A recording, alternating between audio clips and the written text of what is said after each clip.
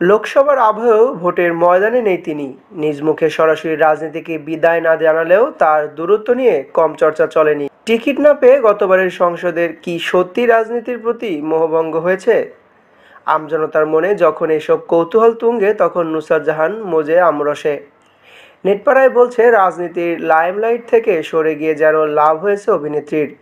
আদ্যোপান্ত সংসার ক্যারিয়ার নিয়ে ব্যস্ত রয়েছেন বর্তমানে তিনি। কাজের অবসরে বিদেশে ছুটিও কাটিয়ে এসেছেন যশের সঙ্গে। নিত্যদিন সেই ট্যুরের ছবি ভিডিও শেয়ার করে ভক্তদের ঘুম ওড়াচ্ছেন। নুসরাত জাহানকে দেখা গেল আমের প্লেট হাতে। নিজে আমের প্রতি নিজের প্রেমের কথা শেয়ার করে লিখলেন, প্রথম কামড়েই ভালোবাসা।